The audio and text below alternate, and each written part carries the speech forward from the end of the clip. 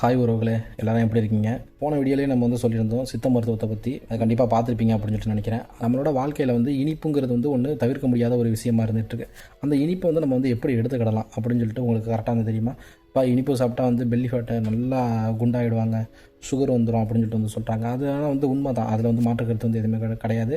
அந்த சுகரை நம்ம எந்த லெவலுக்கு எடுத்துக்கிடணும் அப்படின்னு சொல்லிட்டு ஒரு வரமுறையும் அதில் இருந்துகிட்டு இருக்குது. இந்த அதிகமாக எல்லாத்துக்கும் விருப்பப்பட்டது ஸ்வீட்ஸு. அதுலேயும் குறிப்பிட்டு சொல்லப்போனால் இந்த லட்டு ஐட்டம் பிடிக்காத ஆளுங்களே இருக்க முடியாது. எல்லாத்துக்குமே ஒரு பிடித்த ஒரு ஸ்வீட்ஸ்னால் அது லட்டு சொல்லுவாங்க. ஆனால் அந்த லட்டு நம்ம சாப்பிட்டோம்னா அந்த லட்டில் எந்த அளவுக்கு சுகர் அதிகமாக இருந்துகிட்ருக்கு.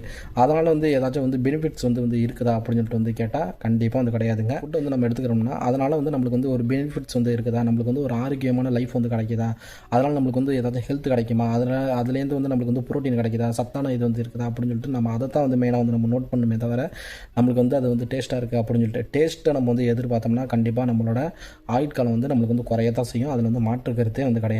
நீங்கள் லைஃப்பில் நீங்கள் ரொம்ப நாளைக்கு ஆரோக்கியமாக நீண்ட நாட்களுக்கு வாழணுமா, அப்போ இந்த பலதானிய வகை ஐட்டமாக இருக்கட்டும், இப்போ கம்பு, கேவரு, பச்சை பயிராக இருக்கட்டும், வெள்ளை உளுந்து, கருப்பு உளுந்து, இதெல்லாம் பலதானிய வகைகள். நம்ம ஸ்டோர்ஸில் பலதானியங்களை வச்சு அவங்க லட்டு ஹோம்மேடாக தயாரித்து கொடுக்குறாங்க.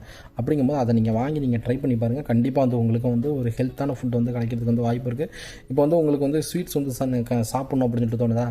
நீங்கள் ஏன் அப்படி பாருங்கள், ஒரு சேஞ்சஸ்க்கு நீங்கள் இது மாதிரியே நீங்கள் வாங்கி சாப்பிட்டு பாருங்கள். உங்களுக்கு ஹெல்த்தான ஃபுட்டு கிடைச்சா மாதிரியே இருக்கும். தானிய வகைகளை நீங்கள் சாப்பிட்ட மாதிரியே இருக்கும்.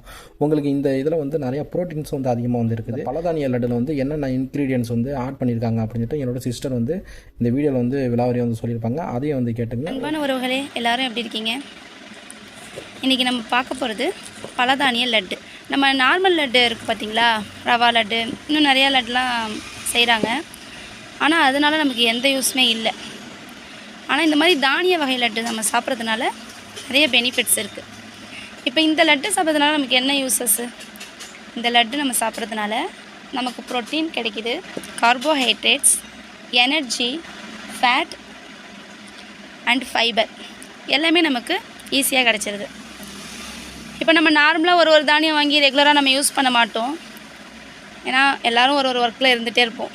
ஸோ இந்த மாதிரி ரெடிமேடாக, அதுவும் ஹோம்மேடாக ரெடிமேடாக கிடைக்கிற இந்த லட்டு நம்ம சாப்பிட்றதுனால ஹெல்த் அண்ட் க்ரோத்துக்கு ரொம்ப இம்பார்ட்டண்ட்டாக இருக்குது. என்னென்ன இன்க்ரீடியன்ஸ் இருக்குன்னா, கேழ்வரகு, கம்பு, சகப்பரிசி, கருப்பு உளுந்து, பாசிப்பயிறு, உடச்சக்கல்லை, தெனை, வேர்க்கடலை, அரிசி தவிடு எண்ணெய், ஏலக்காய், சுக்கு, இந்து உப்பு, முக்கியமாக நாட்டு சக்கரை, நெய், இது எல்லாம் நமக்கு ஆட் பண்ணியிருக்காங்க. உடம்புக்கு கேடு விளைவிக்கக்கூடியதை எவ்வளோ ஆசைப்பட்டாலும் சாப்பிட்டுட்டு தான் இருக்கும். அது கேடுன்னு தெரிஞ்சாலும் இந்த மாதிரி ஹெல்த்தி ஃபுட்டாக எடுத்துக்கிறதுனால நம் உடல் ஆரோக்கியம் பெறும். இயற்கையான உணவுகளை நம்மளோட லைஃப்லையும் எடுத்துக்கிட்டு நம்மளும் நீண்ட நாளுக்கு வாழணும், ஆரோக்கியமாக வாழணும் அப்படின்னு சொல்லிட்டு இந்த வீடியோ நிறைவு செய்கிறேன். நன்றி. see you, bye நண்பா.